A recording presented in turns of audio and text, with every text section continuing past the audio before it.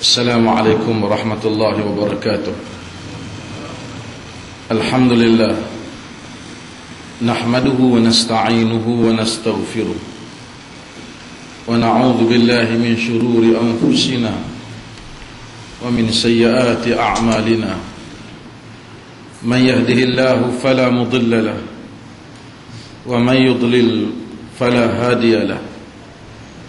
أشهد أن لا إله إلا الله وحده لا شريك له وأشهد أن محمدا عبده ورسوله. أما بعد. Hadirin dan hadirat yang dirahmati Allah Subhanahu wa taala.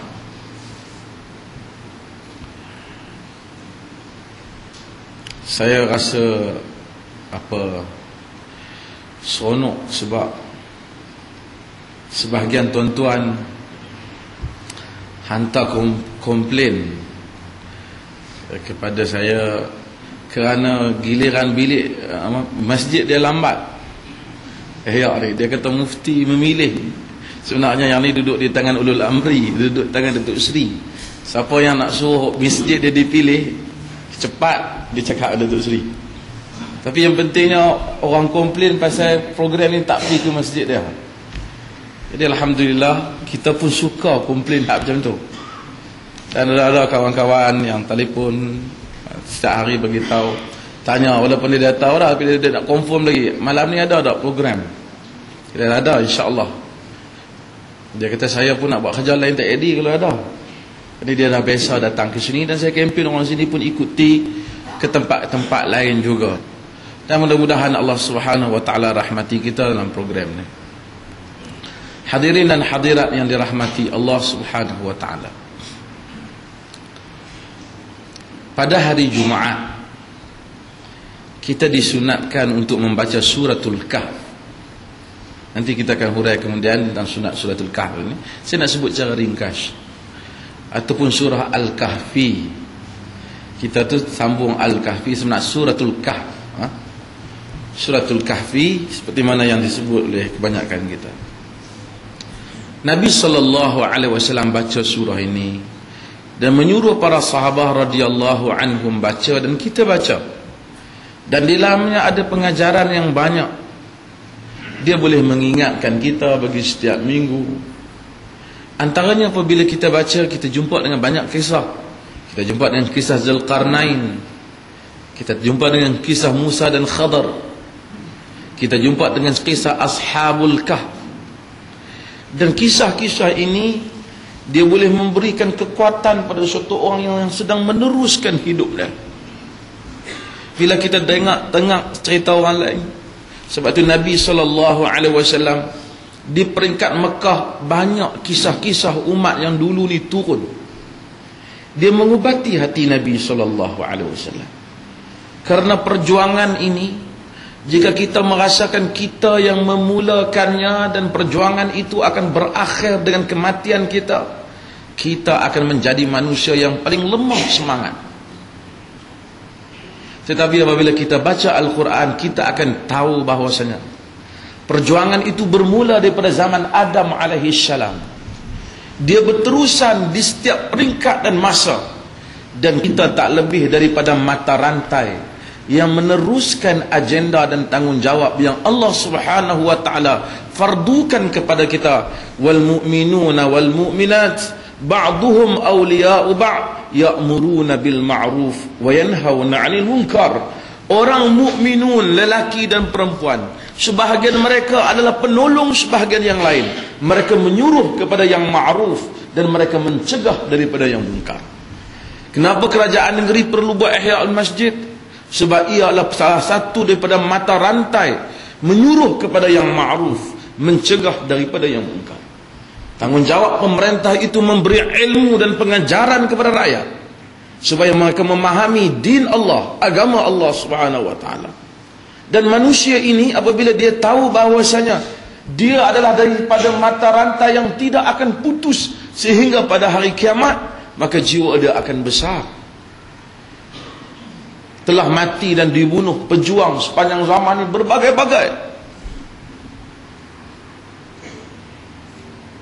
Quran kata faminhum man qada nahbahu Wa minhum man yantazir wa ma baddalu tabdila. Di kalangan orang mukminin itu ada yang telah pun mati menemui Tuhan kerana meneruskan agenda perjuangan mereka. Sebahagian mereka ada yang sedang menunggu giliran dan mereka tidak pernah menukar agenda perjuangan mereka. Menegakkan Islam, menyampaikan inti kandungan dakwah kepada jalan Allah Subhanahu wa taala. Dan Islam ni akan besar dada kita bila kita baca surah-surah yang seperti ini.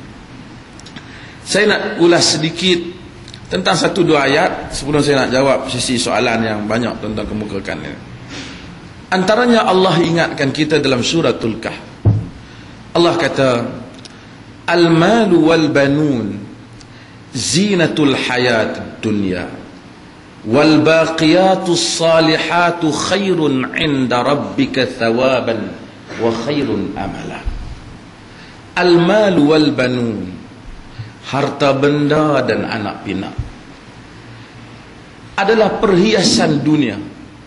Wal baqiyatus salihatu khairun 'inda rabbika thawaba, dan perkara kekal yang saleh itu lebih baik di sisi Tuhanmu pahalanya dan lebih baik untuk kamu bercita-cita mendapatkannya.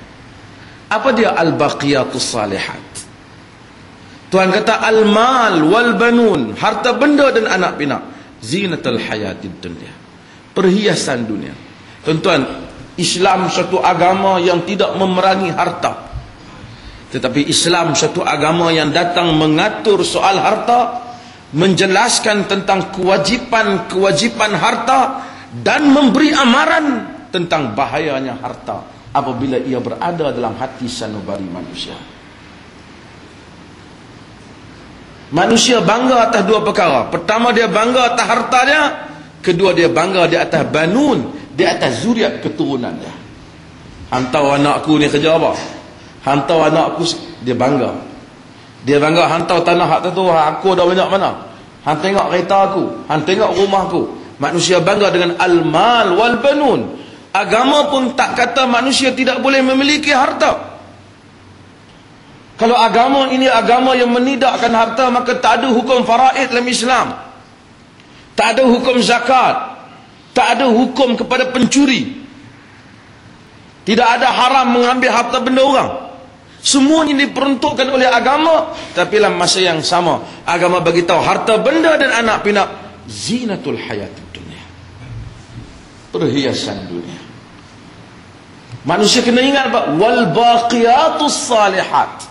Manusia kena ingat al-baqiyatus salihat, iaitu perkara baqi, perkara yang kekal, yang salih, yang baik, yang lebih baik di sisi Tuhanmu, untuk kamu mendapat pahala dan kamu bercita-cita mendapatkan. Apa dia al-baqiyatus salihat? Sebagai ulama tafsir, dia nakal hadis Nabi, dia sebut subhanallah, alhamdulillah. Tapi yang pentingnya al-baqiyatus salihat ni semua amalan salih, yang mana yang kita buat boleh bawa pergi ke akhirat. Harta pun boleh jadi baqiyatus salihat. Duit RM1 kita pergi makan, RM10 tepi jalan habis. Tapi ada cara duit tu supaya kekal, boleh bawa hingga ke akhirat. Perkataan boleh jadi bawa ke neraka, boleh jadi bawa ke syurga, boleh jadi kosong saja, tak ada makna. Tapi ada juga perkataan yang kita sebut tadi, tercatat perkataan itu di sisi Allah, kekal sebagai barang yang baik, dibawa dia ke syurga. Maka kita memburu al-baqiyatus salihat. Tuhan kata, wa yawma nusayyirul jibal fataral arda baziratan wa hasyarnahum falam nughadir minhum ahada. Pada hari kami menerbangkan bukit-bukit. Bukit kita tengok ni, dia ada paku bukit. So, tuan-tuan bila belajar geografi, tuan-tuan akan tengok bagaimana akar bukitnya. Pada hari kami menerbangkan bukit-bukit, dan kamu akan dapati bumi ini lapang. Wa hasyarnahum, kami akan mengumpulkan manusia, dan kami tak akan tinggal walau seorang pun. Kadang-kadang orang hebat macam mana tuan-tuan, kita kumpul-kumpul orang,